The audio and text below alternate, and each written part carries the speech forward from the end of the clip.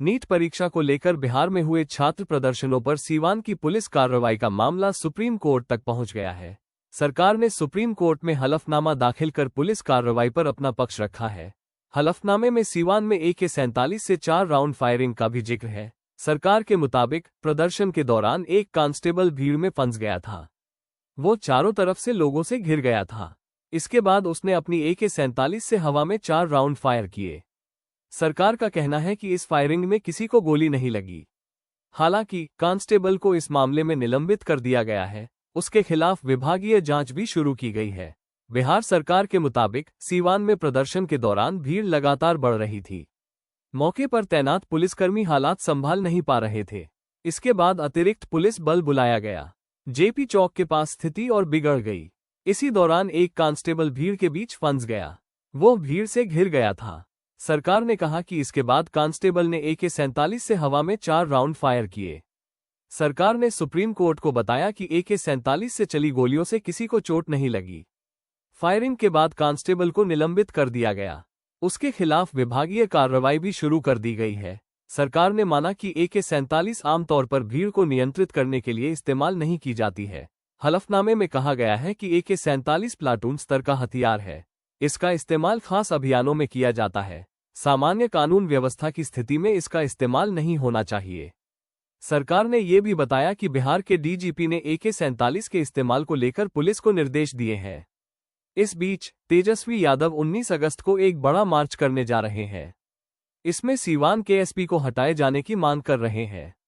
आइए सुन लेते हैं कि तेजस्वी ने क्या कुछ कहा। खुला मार्च है जिसमें हम जितने पीड़ित नौजवान हैं, छात्र हैं, बेरोजगार हैं, चाहे विश्वविद्यालय में पढ़ने वाले हों, कॉलेज में पढ़ने वाले हों या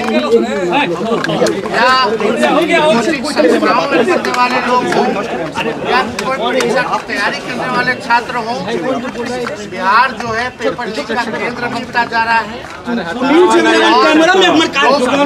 लोग आक्रोशित हैं, लोगों को न्याय नहीं मिल रहा। लोग बेरोजगार हैं, लोग नौकरियों को वादा किया, सबको हम आमंत्रित करते हैं। 19 तारीख को जो हम लोग राजभवन और कई दिनों से पार्लियामेंट चल रहा था और पार्लियामेंट में सबसे बड़ा जो इश्यू था कि जिस हिसाब से छात्रों पर AK-47 से गोलियां चलाई गई, बिहार की धरती पे जो हुआ वो पूरे देश ने देखा और पूरा देश ये जानना चाहता है कि ये अद्भुत और पहली बार ऐसी स्थिति बनी पूरे देश में। इससे पहले भी बड़े से बड़े आंदोलन हुए, लेकिन आज तक किसी पर AK-47 जो है सीने पे तान के, खासतौर पे जो मासूम छात्र जो अपने अधिकार के लिए लड़ रहे थे उनको निशाना लगाया गया। तो आखिर ये किसके आदेश पे हुआ? आप सब लोग जानते हैं कि सबसे पहले मेदांता में, पटना में जब भर्ती थे ये 3 छात्र, हम खुद स्वयं जाकर के उन लोगों से भी मुलाकात की। पार्टी द्वारा आर्थिक सहयोग भी किया गया, लेकिन सरकार, चाहे बिहार सरकार के मुख्यमंत्री हों या देश के प्रधानमंत्री हों या अमित शाह, सभी लोगों ने मुंह में दही जमा बैठने का काम किया है। इस इशू पर लगातार विपक्ष और देश जानना चाहता है उनसे कि ये ऐसी घटना जहां छात्रों पर गोली चलाई जा रही है AK-47 से, आखिर इसका गुनहगार कौन है? जब बातें बढ़ी तो एक मामूली से सिपाही को सस्पेंड करके पल्ला झाड़ने की बात हुई। यानी साफ है ये लोग जवाब देने से इसलिए बच रहे हैं क्योंकि इनकी चोरी जो है पकड़ी गई। हम तो सम्राट चौधरी जी से जानना चाहते हैं कि अब तक आपने थोड़ा सा भी समय नहीं निकाला कि जिन छात्रों को गोली लगी है वहीं पटना मेदांता में भर्ती थे, क्या एक बार भी झांकने भी गए, देखने भी गए?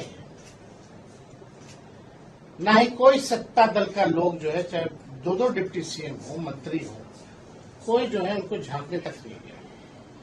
तो बात यह है कि कल को अगर और भी आंदोलन होगा तो बिहार को जो पुलिसिया स्टेट बनाने की जो कोशिश की जा रही है, और हमने पहले भी कहा था कि पुलिसिया स्टेट किसी भी कीमत पे हम लोग बनने नहीं देंगे। बिहार की धरती जयप्रकाश जी, कर्पूरी जी और लालू जी की धरती है, और किसी भी कीमत पे इसको पुलिसिया स्टेट हम लोग बनने नहीं देंगे। सवाल ये खड़ा होता है कि अब तक निलंबन क्यों नहीं एसपी का किया गया है। इस विषय को लेकर के हम लोग डीजीपी साहब से भी मिले थे। उन्होंने कहा है कि कार्रवाई की जाएगी, लेकिन अब तक जो है कोई कार्रवाई नहीं की गई है। तो इसको देखते हुए, क्योंकि पार्लियामेंट में हमारे सारे सांसद, और खास तौर पे हम धन्यवाद देना चाहिए अखिलेश यादव जी का, राहुल जी का और सांसदों का, जिन्होंने इस मुद्दे को पार्लियामेंट में उठाने का काम किया। इसको देखते हुए हम लोगों ने निर्णय लिया है कि आने वाले 19 अगस्त को 11 बजे से हम सभी पार्टी के जितने एमएलए हैं, विधायक हैं, एमएलसी हैं, पार्टी के जितने कार्यकर्ता हैं, हम सब लोग जो है पार्टी दफ्तर से राजभवन तक हम लोग जो है मार्च करेंगे।